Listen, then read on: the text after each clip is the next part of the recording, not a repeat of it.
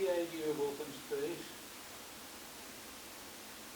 I would also put it to you that the shuffle concept that you introduced me to this evening,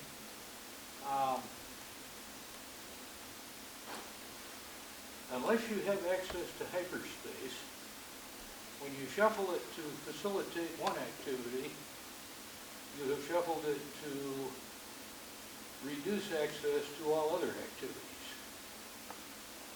When you start moving the shelves out of the room to create open space for somebody to do something, you are basically denying access to people who came into the library to browse the shelves, which is a surprisingly popular thing for people to do at libraries.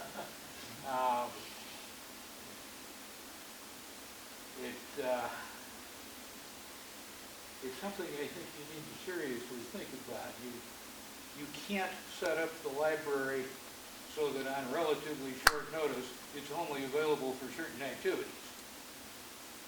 Only that wasn't, Well, that's not the intent. that's what I get out of the idea of being able to move things around.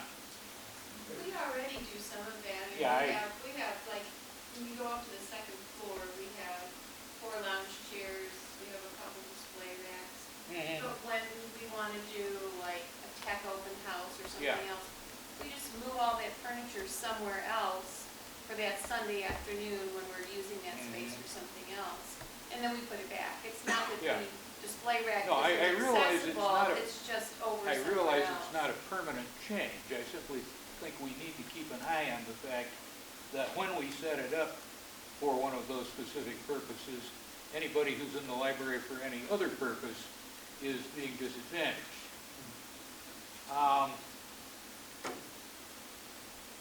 And finally, just because I'm in a snide mood tonight, Let me get a cell up here then.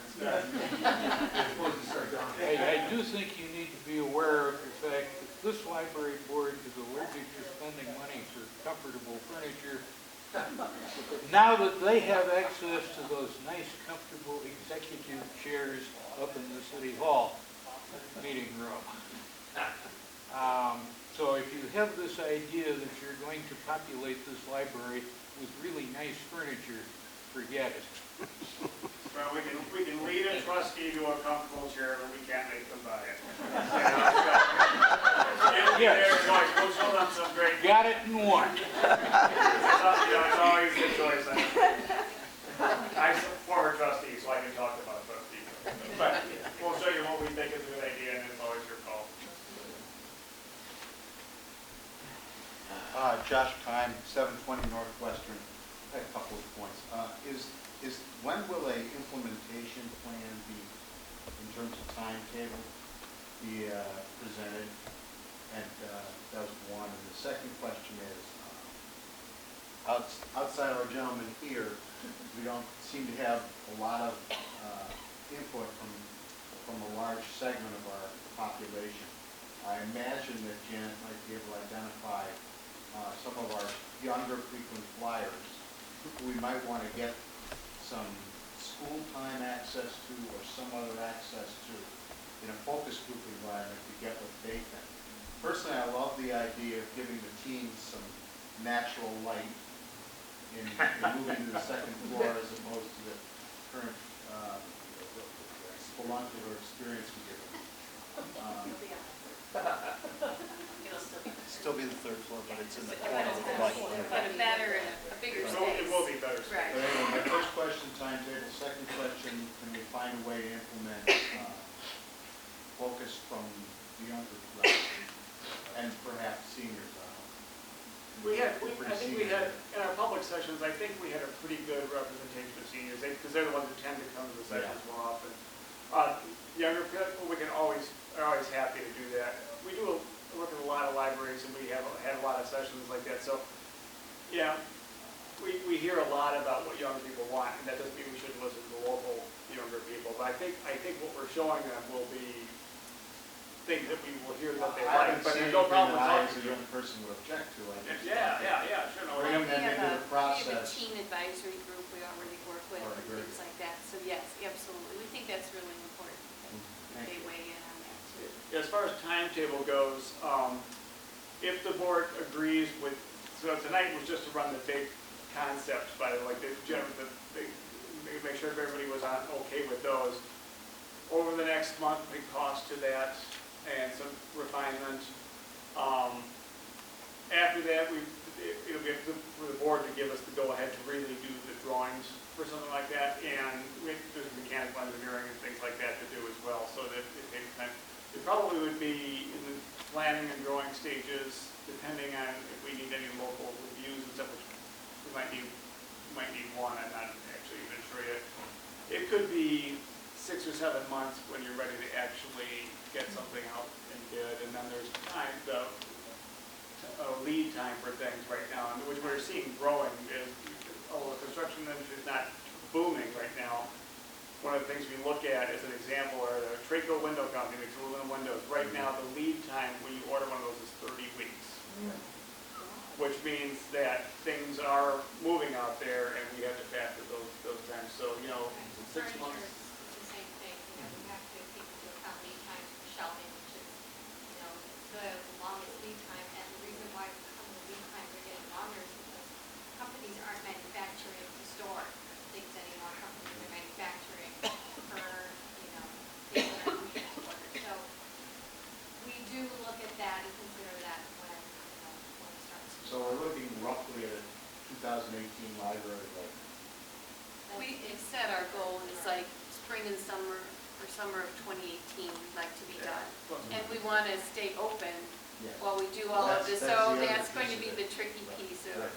how do we do that? Right. What sections we would close out when. And you know, there could be, sometimes it's easier to close for there too, and just get it done, and that's one thing we'll just have to look at as we get in the phase So of like, like, like the flipping the lines upstairs or something, right? yeah, you know, like just do it and get, you know, but that's up to, But not like weeks at a time. yeah, not like, yeah, but that's a general timeline. Thank you.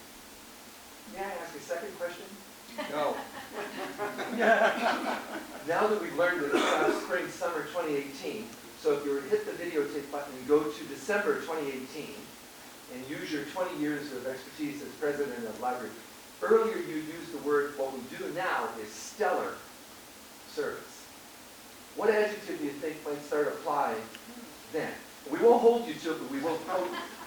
What comes after Stellar? Interstellar. After Stellar?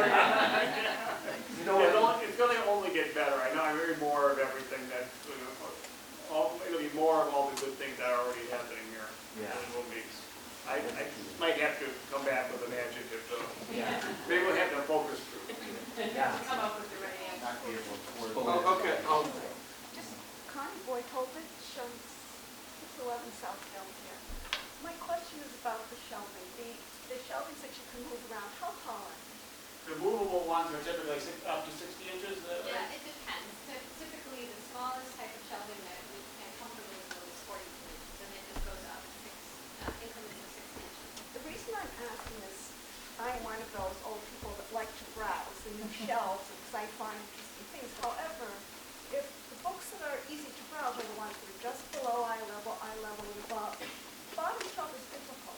So if new books are all on shelves that are below eye level, it makes it difficult as you get older to get down there and see what's there. And so you miss some of the good stuff.